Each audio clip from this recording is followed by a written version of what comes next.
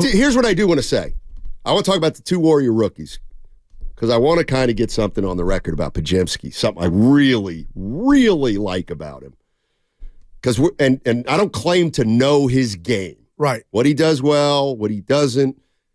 I like to figure it out as he becomes a pro. But it's clear that whatever his game is his game, and he plays it. And he played it. He clearly played that game last night like he played in college, which was the reason the Warriors drafted him. So I look at a player like Podziemski, and I'm like, I just love that he knows his game. He's aggressive. That's who he's going to be. That's who he's going to be with that baseline. So I love that he came into the league and he's playing his game. On the other hand, Jackson-Davis, what I like about him is that he can't come in and play his game.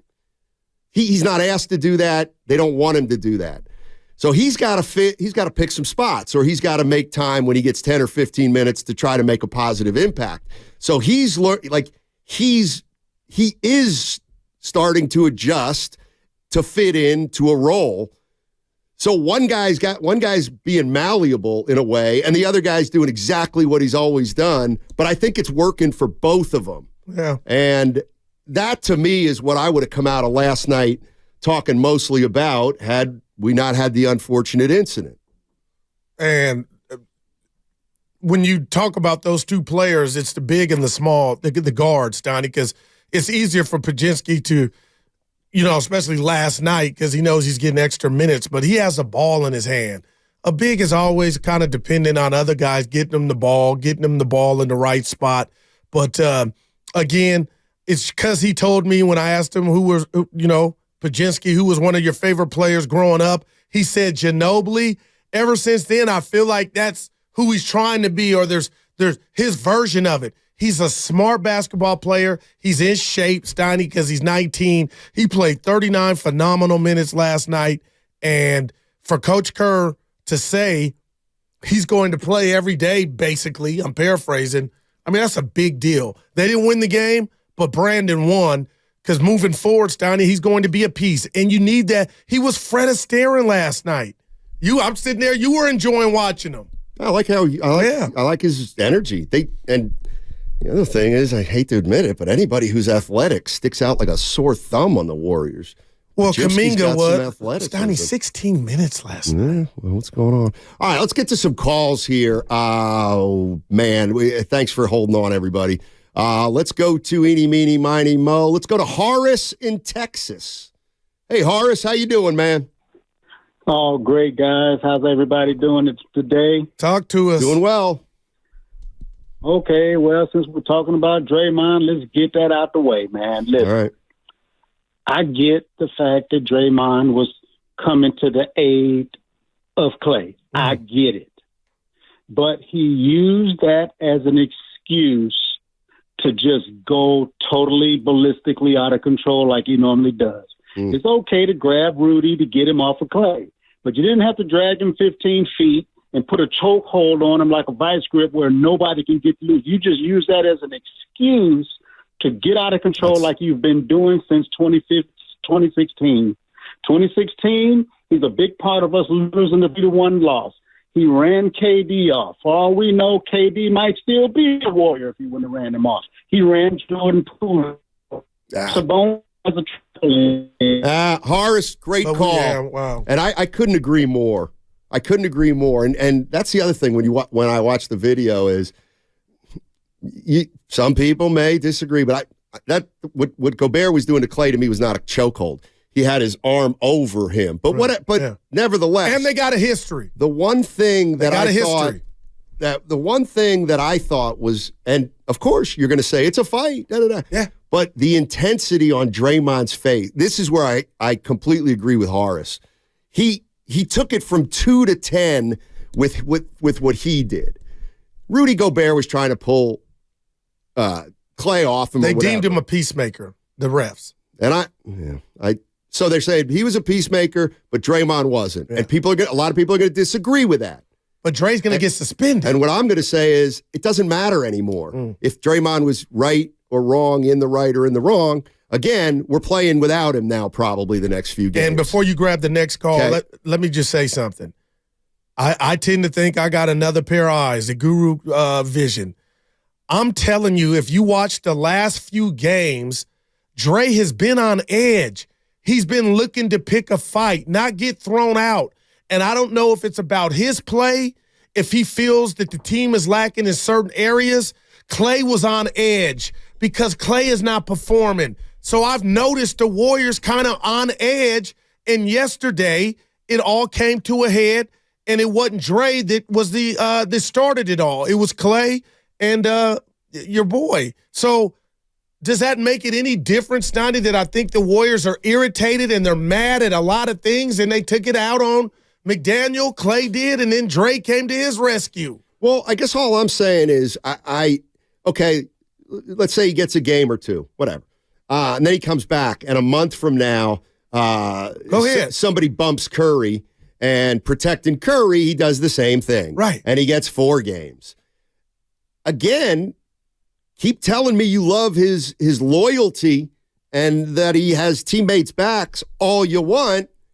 I'm focusing more on 4 more games without him now. Like and that is where we got a super chat. we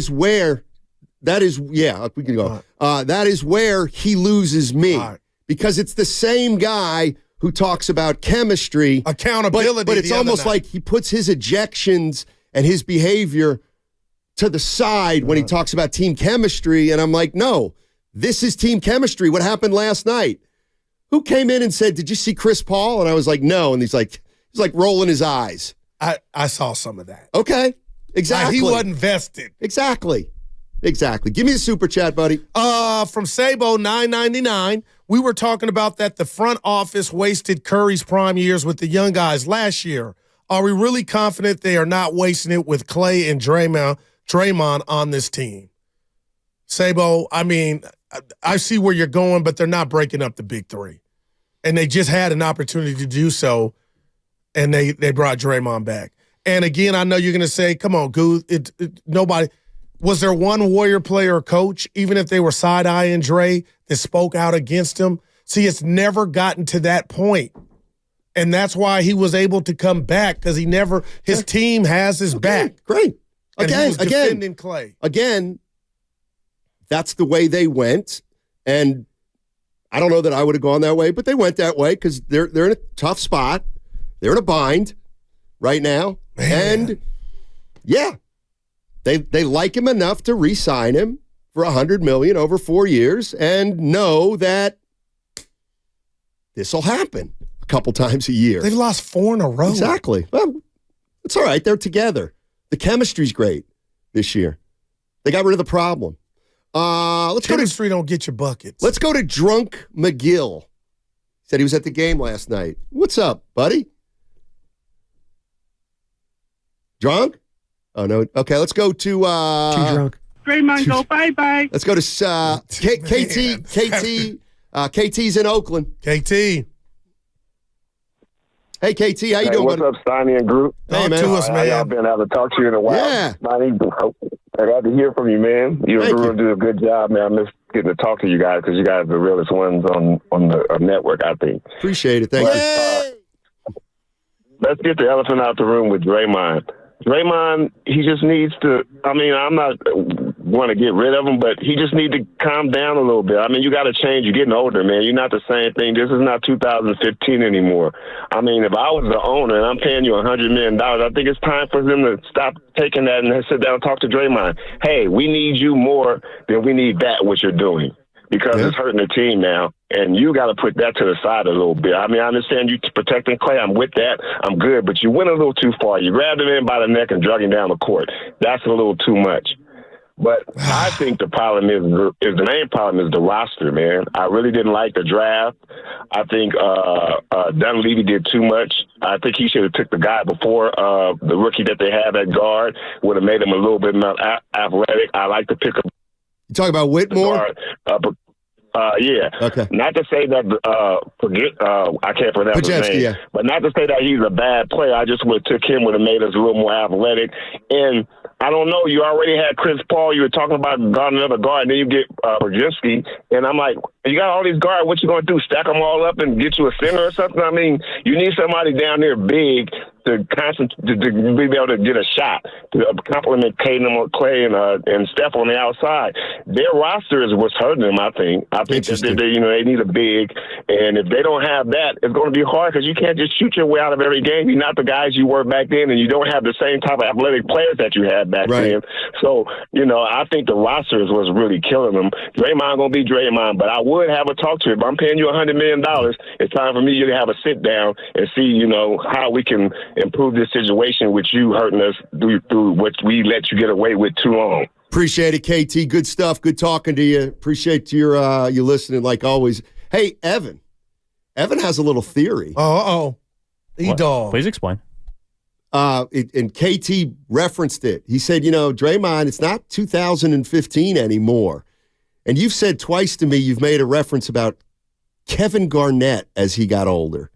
Oh, well, there are players that are considered, dogs and kind of bullies in their heyday, really good players, Hall of Fame players, that towards the end of their career, sometimes their actions or their voices just ring a little more hollow because they're not able to give you the basketball part as well as the leadership. Like Kevin Garnett in Minnesota used to get, and he was much older than Draymond. Second round, second time around. He was much older than Draymond is currently, but I remember him, he would just get ejected from games early on, and people would just start to kind of think about him like he was the guy who was trying to push buttons instead of play basketball. And I don't think Draymond's there yet, but as these things continue to happen more frequently, say like 2 ejections in 3 games, it kind of popped into my head. Wow. No. And I'll say this, Evan, that was a hell of a pool, but we talked about this road record and how great it was to start the season. But they're one Klay Thompson game winner away from being 0-5 at home. They're 1-4, and what bothers me is it's not about connectivity. The teams you have played at home, especially these last 3, are top-tier teams, what we deem top-tier teams that got talent. So the Warriors are at an impasse, Steiny, and let me tell you why. Are you going to go the loyalty route and bring Klay back if this is who Klay is? Or are you going to make a hard decision and say, you know what, we can see that maybe we can do better in this area and it will prolong Steph Curry and our window. So I know we're only 12 games, but those thoughts are already on my mind about maybe we're seeing why Klay didn't get that deal before the season started. I just think not blaming Klay, but Klay only can be who Mama said him Klay. I'm going to call him Klay. He only can be himself, but right now, you can't tell me this dude's an all-star. Oh, my God. Or remote, I'm just putting it out there. Or a guy you could give the ball to and dance get to the cup and get fouled. Never got to the cup. Never took more than 2.5 free throws a game. He probably took 3 one year, but you get my point. But the other guy that left up out of here got to the line. Who? I ain't gonna mention his name. Oh. I thought you actually meant Durant. Dude, they're 6-6. 1-4 at home. Now, no Curry or Dre, and we don't know when. Till when? By the time our show is over, you think we know the amount of the suspension? Yeah, that's a good question. And is there a chance he gets a voice Actually, suspension? you know what? I think we will hear because I think the Timberwolves play tonight. Oh, they do? So they will probably wrap it up because McDaniels was involved in it. We'll see. Let's go to Tim. Tim's in Sebastopol. Hey, Tim, how are you? Hello. Hey, buddy, what's going on? Can you hear me? Yes, sir, loud and clear. Hey. All right, Roger. Hey, Guru, love your take. Love you guys. You guys are awesome. 2 things real quick. Hey, man, Draymond's a fierce beast. He's the heart of the team, and he's been playing his lights out, man. He's doing great. He saw his brother get dragged, who's been having a hard time, and is kind of worried about his future. He saw his brother get dragged by the collar. Then he saw the other guy come and wrap his arm around his neck in the first few minutes of the game where he is pumped to win. And, yeah, he overreacted, but that's Draymond. Okay. And Draymond needs to be Draymond. So that's the first thing. The second thing, hey, man, that was That was a great game. I love that game. We lost, but it was a great game. If we only got to 500, but we played close and great games, I think the fans would be fired up. It's like there's no way this. Hey, Timmy, do you really think this fan base would be fired up with a 500 record no matter how it got there? No, I'll put it this way. If you're on the edge of your seat till the end as a fan, I got you. It's a whole lot different. You know what I mean? It's sure. like instead of getting blown up night after night, it's depressing. But if you put it right to the last few minutes and are close, you're excited. Come on, man. Okay. But that works for the Jazz. That's or the that's kind of what I Spurs. think. Or Orlando. Or this is the Golden State effing Warriors. And you know what? Everything he said to describe what happened, yeah. Okay. Yeah. So you get that part. Yeah. You ain't coming to get Dre at his back. Draymond needs to be Draymond. And he was worried about Clay, too. All right, we're playing 2 or 3 games without him again. Let's hope you're right. What if it's more? I don't know. I don't know how many it's going to be. And Curry. Nobody talking about that. Well, it's because it's an injury, so that's just going to be what it is. I'm talking about the time. Yeah. Morris Day. It's going to be what it is. Yeah. Okay, it's going to be a game, 2 games, 3. They said not long term. So he could be coming back to a team that's under 500. Yeah, I guess so. I guess so. Warriors would be in the play-in right now. They'd be that good? Yeah, they're they'd be beat. Who would they play? They'd play Phoenix. Yeah, they'd lose to them. And that's the wrong answer. I'll tell you they played in a minute. Yeah, okay. It doesn't matter. Steve in Fairfield says, "Go Bears, no Saints." Hey, guys. What's up, buddy? I'll preach. Hey, guys. Thanks for taking my call. Sure. I usually only call during the Warrior season. It's nice to be in another Warrior season to call. In regards to Rudy was definitely not trying to de-escalate the situation. When you're on the basketball court and you try to de-escalate the situation, you pull your teammate off. You don't go for another teammate. Rudy went at Clay. Rudy had him from behind. Rudy had his arm around his neck. And Draymond did what Draymond should do, is come to the protection of his teammate. Draymond's like that. He's the kind of player that I'd love to play with. He's the heart and soul of the team. He might have taken it a little too far, but that's the guy you want. And, you know, Steiny, you said something that's true. I mean, we're probably going to lose Draymond for a couple games, period. But I still go with this, and I'm going to keep riding it until it doesn't ride anymore. I'm going to ride this horse into the ground. The fact of the matter is, we don't win championships without Draymond. None of the 4 that we've won without Draymond, and we won't win 4 without Draymond. And until that changes, I'm going to ride with this guy. I'm going to ride with him all the way. Fair. No, and wow. I get that. But I no longer subscribe to this team can't be better with another player now. It's a wrap. 5 years ago, Draymond was indispensable. They don't win 4 rings without him. I think we all agree on that. But he's. What did you say yesterday? He's not indispensable anymore, as far as I'm concerned. But Steiny, as far as his team winning the title, you said they couldn't afford to let him go. Well, that's what that was their thinking. Their thinking. I mean, I just remember back talking about it, and I can't remember what I said, but I was like, you know, would you be willing to let Draymond walk and Kuminga is your power forward? Like they had that opportunity. They didn't do it, and I'm not saying it was necessarily wrong because I think they're in terrible positions. What do you? I didn't, but I'm worried now. The Clay situation is going to be a lose-lose. Man, you're either going to lose. Your one of your big 3. He'll be the first to go, which will be painful, or he'll get an extension, but we all know that he'll never be the player he was. Right, and he ain't playing like the big 3. Get. No doubt, man.